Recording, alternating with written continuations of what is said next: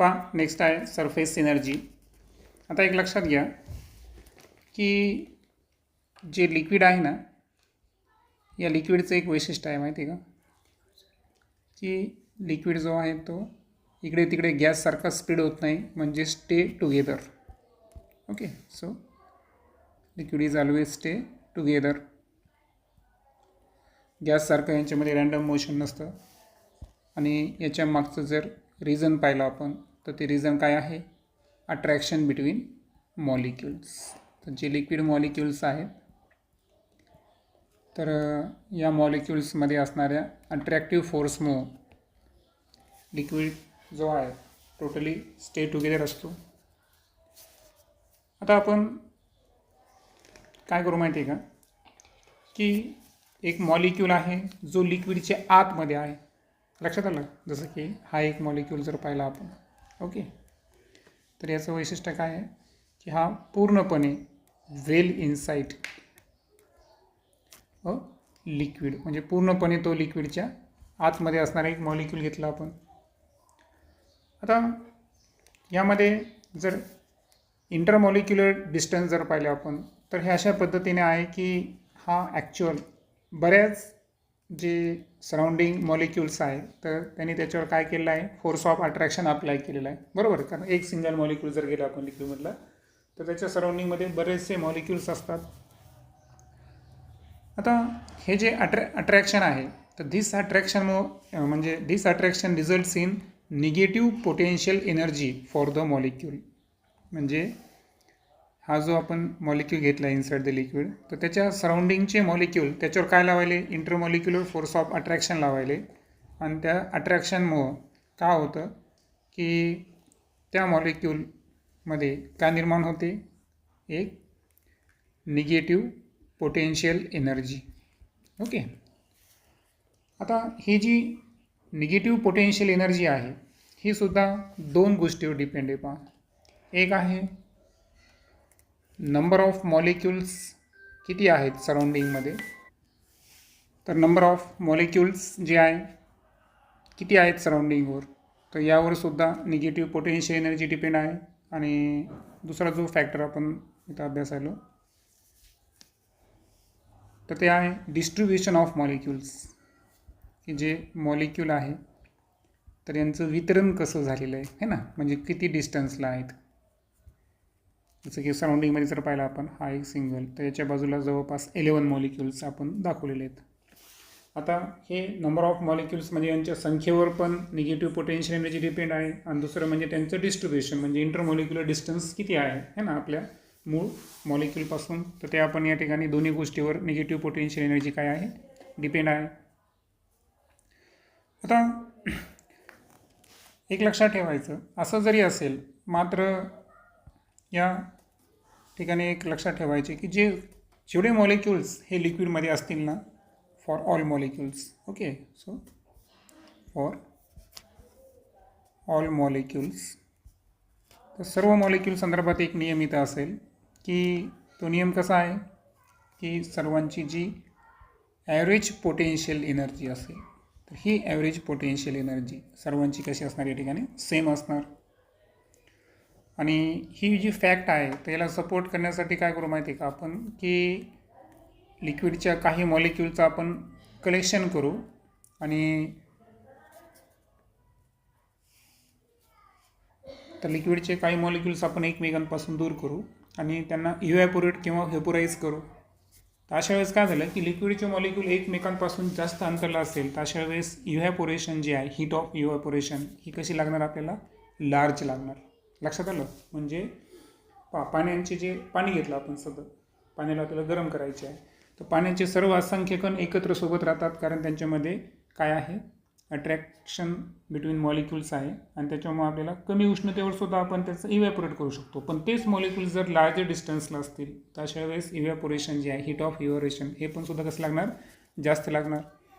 आणि एक additional point तुम्ही लक्षात ठेवायचं की फॉर वॉटर, आता वॉटर संदर्भात जे आहे तर वॉटर संदर्भात जे हीट ऑफ इव्हॅपोरेशन आपण म्हणलो, okay, so heat of evaporation, तर याची ऑर्डर जर पाहिली आपण तर ही ऑर्डर किती आहे 40 किलो जूल पर मोल. ओके. आता एक लक्षात घ्या, आता सेकंड फिगर जे आहे त्यामध्ये आपण असं कन्सिडर करू की जे वॉटर मॉलिक्यूल आहे, आता हे तुम्हाला माहीत आहे की ही जी लाईन आहे ही काय शो करते, या ठिकाणी सरफेस शो करते.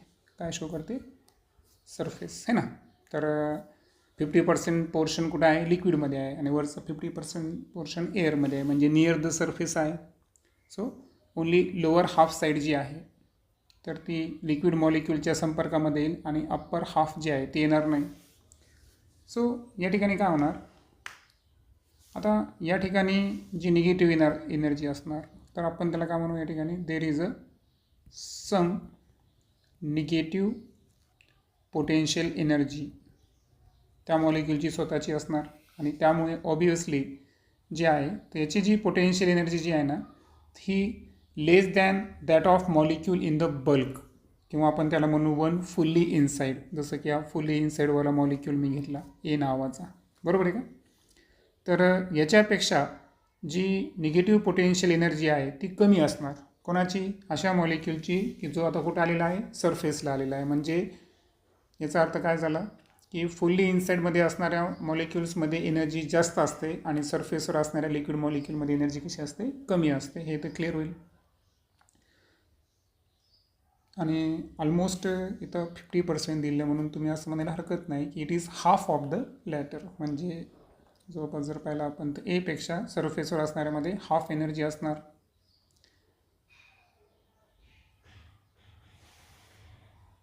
आता एक लक्षात घ्या की सरफेसला असणाऱ्या जे मॉलिक्यूल्स आहे तर त्याच्यामध्ये निगेटिव्ह पोटेन्शियल एनर्जी कमी आहे. म्हणजे याचा अर्थ काय झाला की त्याच्यामध्ये एनर्जी कशी असणार, जास्त आहे. So molecules on a liquid surface have some extra energy.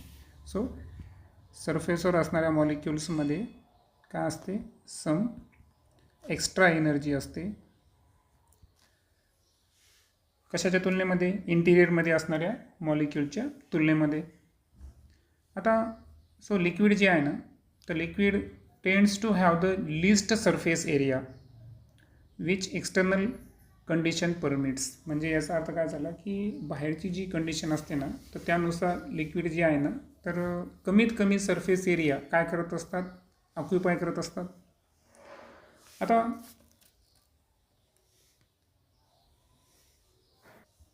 Surface area जर इन्क्रीज करायचा असेल ना तर त्यासाठी आवश्यकता असते एनर्जीची. ओके. सो पुन्हा एकदा सांगतो की सरफेस एरिया जर इन्क्रीज करायचा असेल तर त्या आवश्यकता असते एनर्जीची. आता most of the surface phenomena जो आहे ना ते तर याच फॅक्टवर असतात की सरफेस एरियाला एनर्जीची आवश्यकता असते. सो प्रश्न असा आहे की एखादा मॉलिक्यूल जो आहे तर त्याला सरफेसवर येण्यासाठी किती एनर्जीची आवश्यकता असेल. Okay. So what is the energy required for having a molecule at the surface. पृष्ठभागावर आणण्यासाठी किती एनर्जीची आवश्यकता आहे. सो ओव्हरऑल आपण सांगितलं होतं की इंटेरियरपेक्षा ऑलमोस्ट काय आहे, half. So it is the half the energy required to remove it entirely from the liquid. That is the half the heat of evaporation. तर एखादा मॉलिक्यूल आहे जो पूर्णपणे कुठं आहे, लिक्विडमध्ये आहे, त्याला रिमूव्ह करण्यासाठी जितकी एनर्जी लागेल त्याच्या हाफ एनर्जी कशासाठी लागते, त्या मॉलिक्यूलला कुठं आणण्यासाठी, सरफेसवर आणण्यासाठी लागते. आणि अर्थातच ही जी एनर्जी असेल ती इथं जे आपण हीट ऑफ इव्हॅपोरेशन पाहिलं होतं तर त्या हीट ऑफ इव्हॅपोरेशनपेक्षा सुद्धा किती असणार, ती रफली हाफच असणार. सो फायनली आता आपल्याला डिस्कस करायचं आहे की सरफेस जे आहे ते काय आहे. सो एक लक्षात घ्या की जे लिक्विड आहे ते आपण म्हणलं की अनेक मॉलिक्यूलचा तयार होतो. Okay. So it is consist of molecules moving about, आणि जे आहेत तर त्यांना can not be perfectly sharp surface. म्हणजे मॉलिक्यूल्स जे आहेत ना तर त्यांचा लिक्विड तयार असतो, लिक्विडला परफेक्टली शार्प सरफेस नसतो. म्हणजे दरवेळेस पृष्ठभाग जो आहे तर तो शार्प नसतो. मग आता प्रश्न असा आहे की जी डेन्सिटी आहे लिक्विड मॉलिक्यूलची, तर ही जी डेन्सिटी आहे लिक्विड मॉलिक्यूलची drops rapidly to 0 around the Z is equal to 0.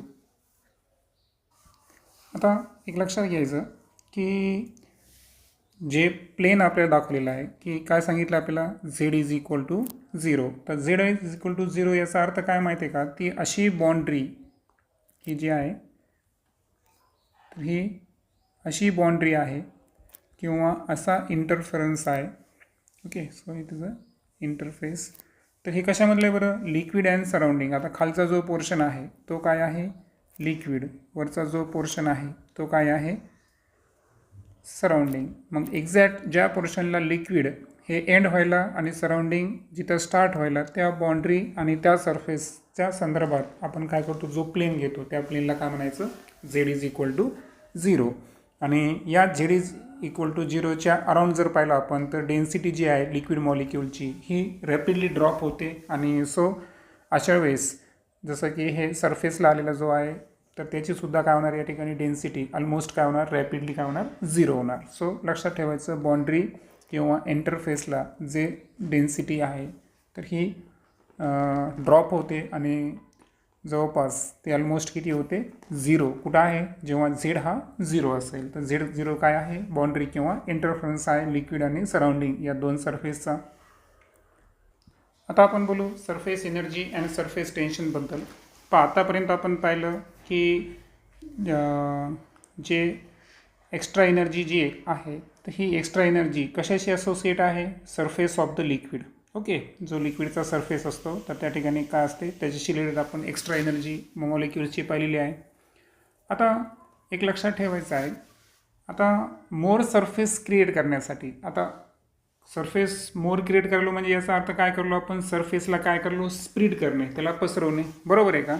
तर यासाठी हे करत असताना आपल्याला एक लक्षात ठेवायचं, आपलं टार्गेट काय आहे, की आपलं टार्गेट आहे की जो सरफेस आहे या सरफेसला आपल्याला काय करायचं आहे, स्प्रेड करायचं आहे. सो सरफेसला स्प्रेड करणे म्हणजेच काय, मोर सरफेस क्रिएट करणं है ना, किंवा जास्त सरफेस क्रिएट करणं. परंतु हे करत असताना आपल्याला जो व्हॉल्यूम आहे हा व्हॉल्यूम या ठिकाणी चेंज होणार नाही. सो आपल्याला माहीत आहे की लिक्विडचं व्हॉल्यूम हा कसा असतो, कॉन्स्टंट असतो, आहे की नाही. सो जे व्हॉल्यूम फिक्स असताना आपल्याला काय करायचं माहिती आहे का, की एक हॉरिझॉन्टल लिक्विड फिल्म जी आहे, okay, so horizontal liquid film ending in bar free to slide over parallel. जसं की तुम्ही जर पाहिलं तरी बघ एक लिक्विड फिल्म तुमच्यासमोर दिसेल, ज्याची लेंथ हॉरिझॉन्टल जी लेंथ आहे ती किती आहे, एल आहे. आता ही एल लेंथ असणारं जी आहे तर याच्यामध्ये तुम्हाला माहिती आहे की दोन्ही अट्रॅक्टिव्ह आणि रिपल्सिव्ह फोर्स एकमेकांना काय करतात, बॅलेन्स करतात. तर आपण काय केलं की ही जी फिल्म आहे ही थोडीशी काय केली, एक्सटेंड केली, आणि एक्सटेंड करताना जे डिस्प्लेसमेंट आहे ती किती आहे, डी आहे, बरोबर. तर आता या संदर्भात एक लक्षात घ्या की सपोज आपल्याला काय करायचं आहे की ही जी वी मूव द बार, हे जे बार आहे याला आपण थोडंसं काय केलं, या ठिकाणी मूव केलं, आणि हे मूव करताना जे स्मॉल डिस्टन्स आहे हे आपण काय घेतलं, डी घेतलं. आता हे डी डिस्टन्सला ही थिन फिल्म आपण काय केली, या ठिकाणी स्प्रेड केली, म्हणजे आपण सरफेस काय केलं, या ठिकाणी इन्क्रीज केला, आणि इन्क्रीज करताना डिस्टन्स डी आहे. आता हे होत असताना एरिया ऑफ सरफेस या ठिकाणी काय होणार, इन्क्रीज होणार, बरोबर. सो झालं काय की हे डी डिस्टन्सनं इन्क्रीज करताना जो एरिया आहे हा एरिया या ठिकाणी इन्क्रीज झाला. त्यानंतर जी सिस्टीम आहे तर system now has more energy. Okay, this means that some work has to be done against the internal force. म्हणजे यांच्या आतमध्ये जे इंटरनल फोर्स असतात, ओके, सो जे इंटरनल फोर्सेस आहेत ज्यांनी लिक्विडला बांधून ठेवलेलं आहे त्याच्या अगेन्स्ट काय झालेलं आहे, वर्क डन झालेलं आहे, बरोबर. त्याच्या अगेन्स्ट आपण काय केलं, वर्क डन केलं. आणि हे होत असताना आपल्या लक्षात आलं की जी सिस्टीम आहे तर सिस्टीममध्ये आता काय झालं, या ठिकाणी मोर एनर्जी क्रिएट झाली. सो जे सिस्टीम आहे या सिस्टीममध्ये मोर एनर्जी जी आहे ती क्रिएट झाली. कारण मोर एनर्जी का, कारण एरिया इन्क्रीज झाला, इंटरनल जे फोर्सेस आहे त्याच्या अगेन्स्ट या ठिकाणी वर्क डन झालं. आता सपोज इंटरनल फोर्स जो आहे, ओके, तर या इंटरनल फोर्सला आपण काय कन्सिडर करू, एफ कन्सिडर करू. सो आपल्याला माहीत आहे की जो work done by applied force, so work done by applied force, जे वर्क डन झालं ते आपल्याला जर काढायचं असेल तर ते फॉर्म्युला काय असेल, फोर्स इंटू डिस्प्लेसमेंट. ओके. आता कन्झर्वेशन ऑफ एनर्जी काय सांगते की जेवढं वर्क डन हे अप्लाइड फोर्समुळे झालं एफ इंटू डी, तर तितकंच या ठिकाणी काय असणार, तितकीच ॲडिशनल एनर्जी ही फिल्ममध्ये स्टोअर होणार. कारण मी तुम्हाला म्हणलो की सिस्टीमची एनर्जी काय झालेली आहे, इन्क्रीज झालेली आहे. कारण एनर्जी कन्झर्वेशन काय सांगतो की तर जेव्हा इंटरनल फोर्सेसच्या अगेन्स्ट कार्य झालं, वर्क डन हे अप्लाइड फोर्सकडून गेलं, तर तितकंच प्रमाणात एनर्जी जी आहे ती सिस्टीममध्ये स्टोअर झाली. आणि सिस्टीममध्ये एनर्जी स्टोअर झाली याचा अर्थ काय आहे की ती जी फिल्म आहे या फिल्ममध्ये ॲडिशनल एनर्जी काय झाली, स्टोअर झाली. मग आता जे सरफेस एनर्जी जर आपण फिल्मची काढली, ओके, सो सरफेस एनर्जीला आपण काय कन्सिडर करू, एस. ओके. सो आता सुरुवातीला जे आपण लेंथ घेतली होती 2 प्लेटमधली ती किती घेतली होती, एल घेतली होती, बरोबर. आता एक लक्षात घ्या, ही जी आपण लेंथ घेतो ना एल, तर ही length of the plate edge आहे. म्हणजे प्लेटची जेवढी काही कडा असेल त्याची लेंथ घेतली. आणि आता आपण असं कन्सिडर करू, आता सरफेस फिल्म आहे ना त्याला तुम्हाला माहिती आहे का, 2 फेस असतात, एक इकडे आणि एक बॅक साईडला, बरोबर. सो फिल्म जी आहेत लक्षात ठेवायचं, जी सरफेस फिल्म आहे ना तर या फिल्मला 2 साईड्स असतात. आता आपण मला सांगा, जर डी एलने इन्क्रीज केला, बरोबर, त्याची लेंथ काय केली आपण, डी एलने काय केली, इन्क्रीज केली. सो जर आपल्याला एक्स्ट्रा एरिया काढायचा असेल, सो एक्स्ट्रा एरिया जो आहे, तर हा एक्स्ट्रा एरिया काय असेल या ठिकाणी, 2 इंटू डी एल. कारण फिल्म जी आहे त्याला 2 साईड आहे, एका साईडला डी एल, अनदर साईडला काय झालं, डी एल. ओके. आणि सो अशा वेळेस जे आपण जर सरफेस एनर्जी काढली,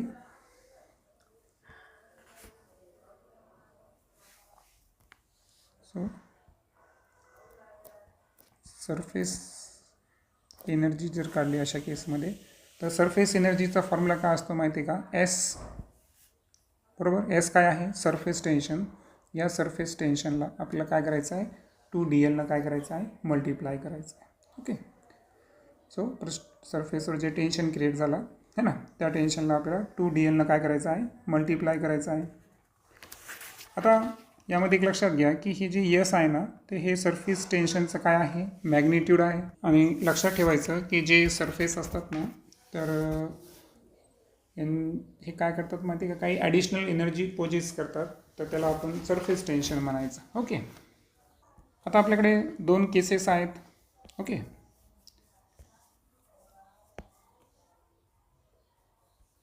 सो पहिल्या केसमध्ये आपल्याकडे इक्वेशन 1 नुसार काय आलेलं आहे, work done by applied force is equal to F into D. दुसऱ्या केसमध्ये सरफेस एनर्जी जी आहे ती आली एस इंटू 2 डी एल. आणि आपण सांगितल्याप्रमाणे इक्वेशन नंबर 1, इक्वेशन नंबर 2 हे एनर्जी कन्झर्वेशननुसार ते दोन्ही काय इक्वल इक्वेशन आहे. आणि so we can write S into 2 D L is equal to काय असणार, F into D. Right hand साईडसुद्धा सारख्या. आणि यामध्ये सरफेस टेन्शनचं जर फॉर्म्युला तयार करायचा असेल आपल्याला, तर काय होईल, F D upon 2 D L. Okay.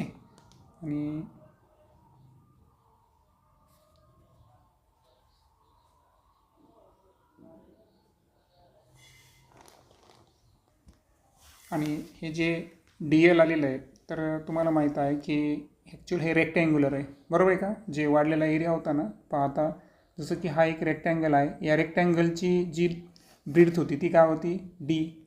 Length काय होती, एल, एल इंटू डी, बरोबर आहे का. आहे त्याचा जो फॉर्म्युला आहे, एरिया लेंथ इंटू ब्रीथ, तर हा होता. मग इथं आपण जर पाहिलं तर दोन्ही ठिकाणी जे डिस्प्लेसमेंट किंवा इन्क्रीज झालेली डी आहे तो कॅन्सल होतो. आणि यावरून सरफेस टेन्शनचा फॉर्म्युला जो तयार होतो तो एफ अपॉन 2L, बरोबर. तो सरफेस टेन्शन जे आहे फोर्स पर युनिट लेंथ आहे. ओके. सो ही जी लक्षात ठेवायचं आहे की surface energy per unit area, okay, जो लिक्विड सरफेसचा आहे, तर हा कशाच्या इक्वल आला, फोर्स पर युनिट लेंथ. आणि हे कशा संदर्भात पाहिलं आपण, मुव्हेबल बार संदर्भात पाहिलं होतं.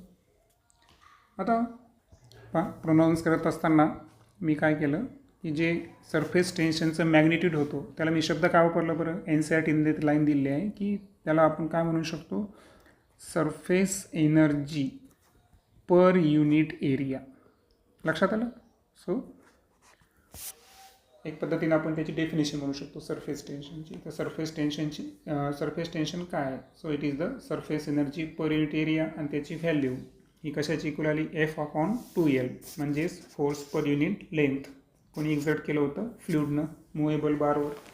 ओके, आतापर्यंत आपण जी डिस्कस केली तर ही केली पहा सरफेस ऑफ वन लिक्विड. पण तुम्हाला माहीत आहे की जे फ्लुइड सरफेस आहेत, तर कोणताही फ्लुइड सरफेस हा कोणाच्या संपर्कात असेल बरं, दुसऱ्या फ्लुइडच्या संपर्कात असतो इंटरफेसला, किंवा एक सॉलिड सरफेसच्या तरी कॉन्टॅक्टमध्ये तो असणार. आणि सो अशा केसमध्ये जी सरफेस एनर्जी आहे ही कशावर डिपेंड आहे. सो लक्षात ठेवायचं की आता आपण काय करायलो की एक कन्सिडरेशन करायलो की एक फ्लुइड सरफेस आहे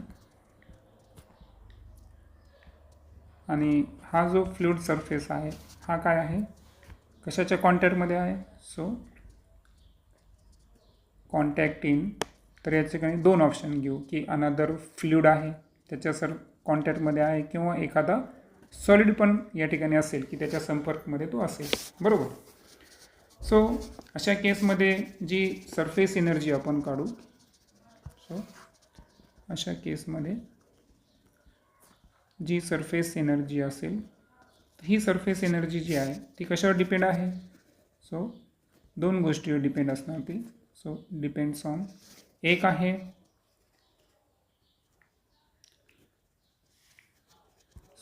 डिपेंड ऑन एक त्याची फ्रंट साईड आणि एक बॅक साईड. सो आपण या ठिकाणी म्हणू बोथ साईड ऑफ सरफेस.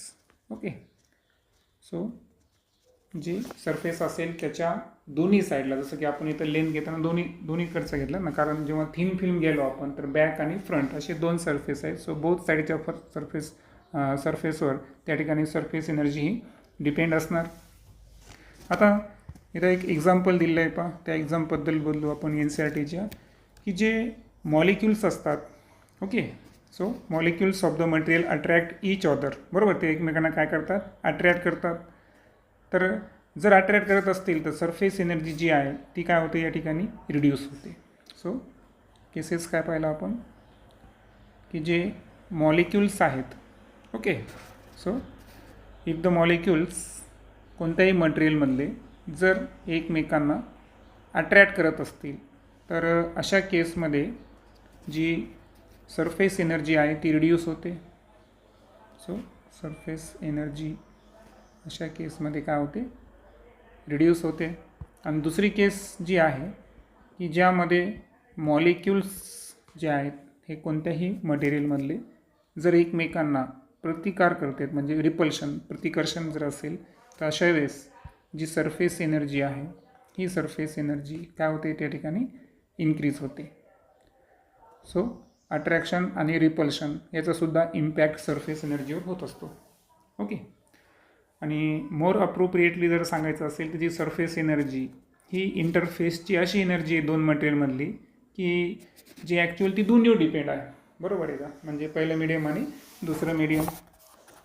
आता फायनली आपण सरफेस टेन्शनबद्दल जे ऑब्झर्वेशन आहे ते शॉर्ट्समध्ये समजून घेऊ. सरफेस टेन्शनच्या ऑब्झर्वेशनबद्दल आपण बोलायलो. पहिलं ऑब्झर्वेशन आपण पाहिलं होतं की सरफेस टेन्शन हे काय आहे, फोर्स पर युनिट लेंथ आहे ना, F/2L हा फॉर्म्युला आपण लर्न केलेला आहे. सो आता पुढे जर पाहिलं आपण तर जी सेकंड केस आपण ऑब्झर्वेशन संदर्भात बघणार आहे. तर लक्षात घ्या की सपोज हा एक इंटरफरन्स आहे आणि बिसाइड द बाउंड्री आपण काय केलं, एक लाईन ड्रॉ करू. ओके, सो एक लाईन आपण अशी ड्रॉ केली की या लाईनवर काय होतं आहे की इक्वल अँड अपोजिट जे सरफेस टेन्शन आहे. ओके, सो सरफेस टेन्शनचे जे फोर्सेस आहे पर युनिट लेंथ, तर इक्वल अँड अपोजिट फोर्सेस या ठिकाणी काय होत आहे, ॲक्ट होत आहे. So equal and opposite. Okay, so surface tension forces जे आहेत ज्याला आपण कशाने डिनोट केलं, एसने डिनोट केलं, तर हे ॲक्ट होत आहे असं आपण कन्सिडर करू. आणि हे जे फोर्सेस आहेत तर हे फोर्सेस या लाईनला काय आहेत, परपेंडिक्युलर आहे. आता मुळात काय होतं की दोन्ही साईडनं सरफेस टेन्शन सेम पद्धतीनं ॲक्ट होत असल्यामुळं ही जी लाईन आहे ही इक्विलिब्रियम कंडिशनमध्ये असते. आता होतं काय की ही जी लाईन आपण कन्सिडर केली ही कशाची असेल बरं, ॲटम्स असतील, मॉलिक्युल्स असतील. ओके, सो समजा आता या लाईनच्या लेफ्ट हँड साईडला काही मॉलिक्युल्स आहेत, राईट हँड साईडला काही मॉलिक्युल्स आहेत. ओके, तर होतं काय की हे जे ॲटम्स आहेत हे काय करतात, या लाईनला लेफ्टचे ॲटम लेफ्टकडं पूल करतील, राईटचे ॲटम राईटकडं करण्याचं काय करतात, पूल करण्याचा प्रयत्न करतात. आणि याच्यामुळं की अंडर या सरफेस टेन्शनच्या अंडर यामध्ये एक काय तयार होतं, इक्विलिब्रियम तयार होतं. आणि सो ओव्हरऑल जर पाहिलं आपण तर ही इक्विलिब्रियम कंडिशन प्राप्त होणे हे एक ऑब्झर्वेशन आहे. म्हणजे सरफेस टेन्शनच्या दरम्यान equal and opposite surface tension हे जे आहे त्या बाउंड्रीवर ॲक्ट होत असतात. दॅट्स वाय कोणतीही लाईन आपण इमॅजिनरी घेतली तर ती लाईन काय असते त्या ठिकाणी इक्विलिब्रियम कंडिशनमध्ये. आता नेक्स्ट फिगरमध्ये आपण जर पाहिलं तर सरफेस टेन्शन आपल्याला काही लिक्विड्स दाखवलेलं आहे आणि एक विशिष्ट टेम्परेचर रेंज पण आपल्याला दाखवलेली आहे, बरोबर आहे का. At the temperature indicate with the help of heat of vaporisation. आता यामध्ये जर पाहिलं आपण तर हेलियम, बरोबर, तर -270 डिग्री सेल्सिअसला जे या संदर्भात सरफेस टेन्शन असणार.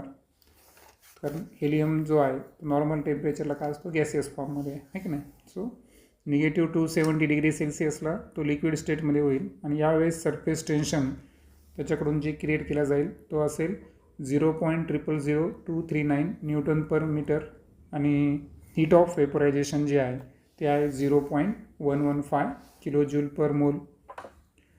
आता इथून पुढे हेलियमकडून जसं आपण मर्क्युरीकडे जातो ना तसं जर पाहिलं आपण तर काय ऑब्झर्वेशन दिसतील बरं आपल्याला की सरफेस टेन्शन आणि हीट ऑफ वेपरायझेशन हे सायमल्टेनियसली काय होत गेलेलं आहे, इन्क्रीज होत गेलेलं आहे.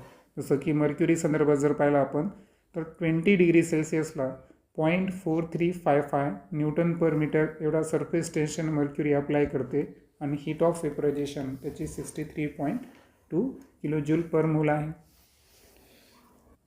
आता पुढे जर पाहिलं आपण तर एक लक्षात घ्या की जेव्हाही एखादा फ्लुइड असेल, ओके, सो जेव्हाही एखादा जो फ्लुइड आहे तर हा स्टिक होत असेल, चिटकत असेल कशाला, एखाद्या सॉलिड सरफेसला,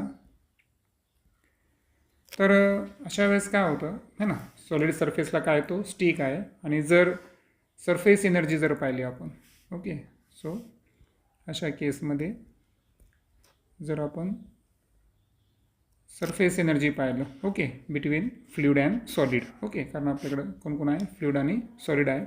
तर यामधली जी सरफेस एनर्जी वाटल्यास मी EF लिहितो है ना, फ्लुइड आणि सॉलिड संदर्भात जी सरफेस एनर्जी आहे तर ही जी आहे ना ही जर स्मॉलर असेल कोणापेक्षा, समेशन ऑफ आपण काय घेतले, summation of surface energy between solid and air आणि प्लस आपल्याला सरफेस एनर्जी घ्यायची आहे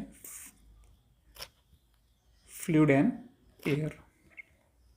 ओके, सो ओव्हरऑल लक्षात घ्या की जेव्हाही एखादा फ्लुइड आहे सॉलिड सरफेसला स्टिक होत असेल आणि त्याची जी सरफेस एनर्जी आहे ही जर आपण सॉलिड एअरची सरफेस एनर्जी आणि फ्लुइड एअरची सरफेस एनर्जी या दोन्हीपेक्षा जर त्याची दोन्हींची आपल्याला काय करायचं आहे, समेशन बेरीज करायची आहे आणि त्याच्यापेक्षा जर स्मॉलर असेल, ओके, म्हणजे स्मॉलर असते समजा, ओके, सो अशा केसमध्ये आपल्याला काय करता येईल, सो अशा केसमध्ये आपल्याला म्हणता येईल की जे सॉलिड सरफेस आणि लिक्विड आहे तर यांच्यामध्ये काय आहे, अट्रॅक्शन आहे है ना. आणि अट्रॅक्शन आहे म्हणून त्या ठिकाणी काय झालेला आहे, तो स्टिक झालेला आहे. म्हणजे अट्रॅक्शनची आपल्याला कंडिशन काय सांगितली की जी फ्लुइड आणि सॉलिड यांच्यामधली जी सरफेस एनर्जी त्या दोन्हीपेक्षा स्मॉलर आहे, असं याचा अर्थ फ्लुइड सॉलिड सरफेसला स्टिक होतो त्या ठिकाणी त्यांच्यामध्ये काय आहे, अट्रॅक्शन आहे. Okay, so attraction between solid surface and liquid,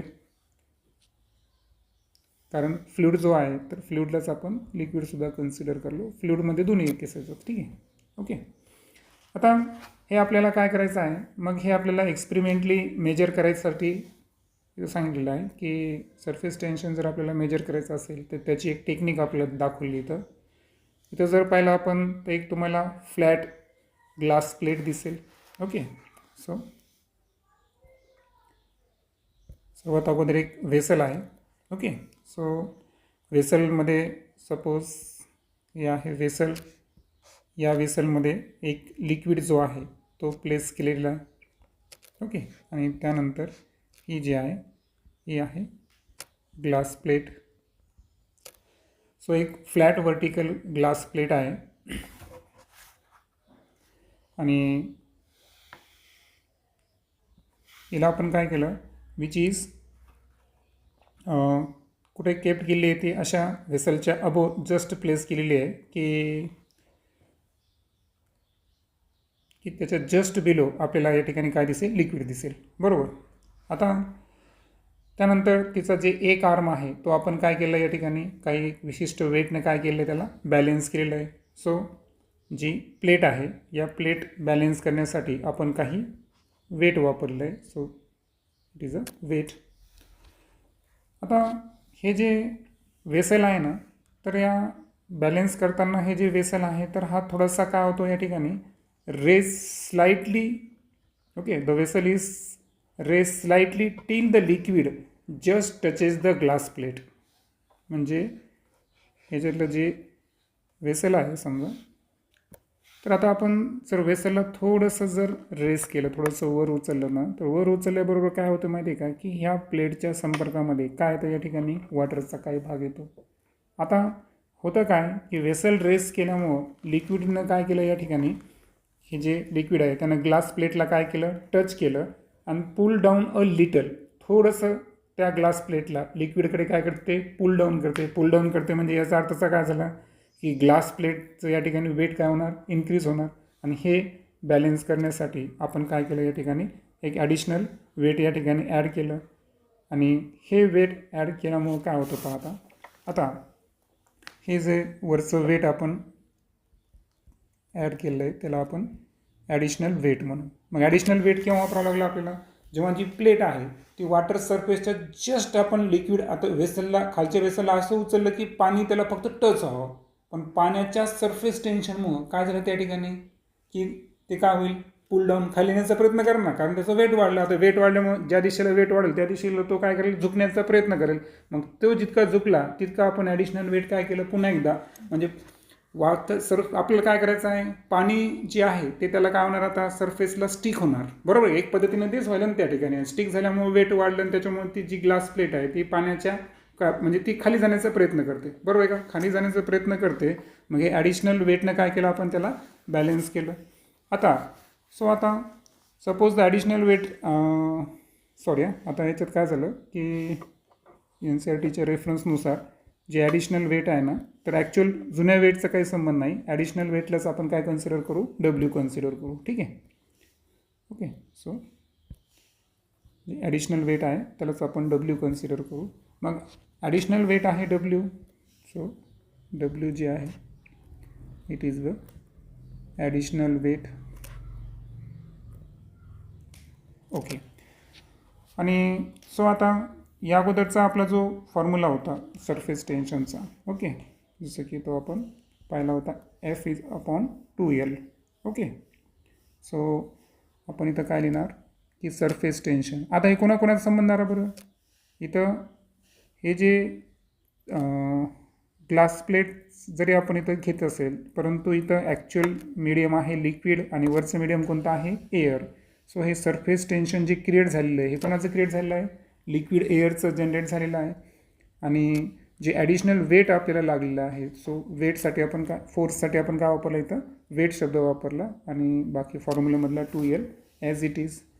आता वेट जे आहे त्याचा फॉर्म्युला आहे mg/2L. Okay, so surface tension between liquid and एअरचा फॉर्म्युला आपल्याकडे काय आला, mg/2L.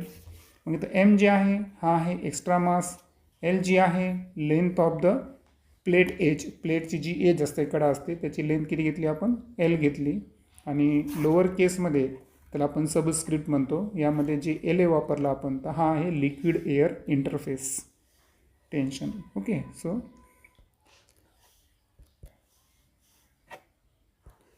जे एल ए आपण इथे ॲडिशनल घेतलं ना लोअर केसमध्ये, तर तुम्हाला मी ऑलरेडी सांगितलं तो काय आहे, लिक्विड एअर यांचा जो इंटरफेस आहे त्या ठिकाणचं ते सरफेस टेन्शन आहे. ओके, आणि त्याचा फॉर्म्युला mg/2l. नेक्स्ट लेक्चरमध्ये आपण अँगल ऑफ कॉन्टॅक्ट संदर्भात डिस्कस करू.